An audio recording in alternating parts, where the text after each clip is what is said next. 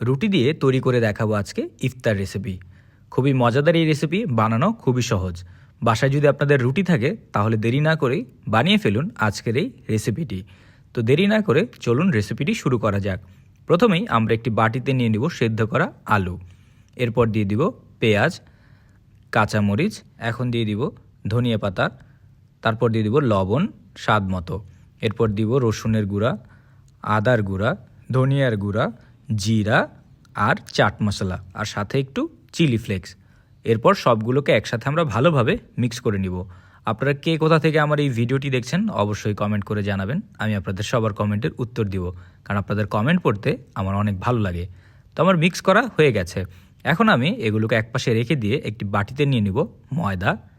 এরপর ময়দায় দিয়ে দিব লবণ, তার সাথে দিয়ে দিব গোলমরিচ। এরপর এগুলোকে আমি ভালোভাবে মিক্স করে নিব। এরপর দিয়ে দিব পানি। তারপরে আমরা পানি মিক্স করে একটি পাতলা তরল মিশ্রণ তৈরি করব। আপনারা পানি অল্প অল্প করে দিয়ে এই মিশ্রণটি তৈরি করবেন। আমার মিশ্রণটি তৈরি হয়ে গেছে। তো এই মিশ্রণটিকে আমি একপাশে রেখে দিয়ে এখন নিয়ে নেব এক পিস রুটি। তারপরে এই রুটির শক্ত অংশগুলো আমি কেচি দিয়ে কেটে ফেলে দিচ্ছি। আমরা শুধু ভিতরের অংশটি ব্যবহার করব। এরপরে একটি বেলুনির সাহায্যে আমি হালকা বেলে নিব। আপনার বাসায় বেলুনি না থাকলে অন্য যে কোনো কিছু দিয়ে আপনারা হালকা বেলে নিতে পারেন। এরপরে আমি পাতলা যে মিশ্রণটি তৈরি করেছিলাম সেই মিশ্রণটি রুটির চারিপাশে লাগিয়ে নিচ্ছি।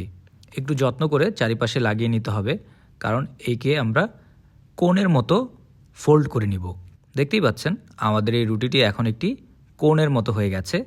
এরপর আমরা এর ভিতরে দিয়ে দিব আলুর মিশ্রণটি। আমরা খুব ভালোভাবে আলুর মিশ্রণটি এই রুটির ভিতরে দিয়ে দিব। এরপর আমরা একটি কাঠি এর ভিতরে ঢুকিয়ে দিয়ে আমরা রুটির নিচের অংশটি কেচির সাহায্যে কেটে আবার এর ভিতরে পাতলা মিশ্রণটি লাগিয়ে বন্ধ করে দিব। দেখতেই পাচ্ছেন এখন এটিকে দেখতে একটি আইসক্রিমের মতো লাগবে, খুবই সুন্দর লাগছে। এখন আমরা এই রুটিকে নিয়ে এই পাতলা মিশ্রণটি ভালোভাবে এর গায়ে লাগিয়ে নিব। চামচের সাহায্যে ভালোভাবে মিশ্রণটি এর চারিপাশে লাগিয়ে নিতে হবে। মিশ্রণটি লাগানো হয়ে গেলে আমরা এই রুটিকে নিয়ে ব্রেড ক্রাম্বসের উপর ছেড়ে দিব। আপনারা জিজ্ঞেস করেন যে ব্রেড ক্রাম্বস কী? ব্রেড ক্রাম্বস হচ্ছে পাউরুটির গুঁড়ো। তো আমরা খুব ভালোভাবে ব্রেড ক্রাম্বসটি এই রুটির গায়ে ভালোভাবে লাগিয়ে নিতে হবে।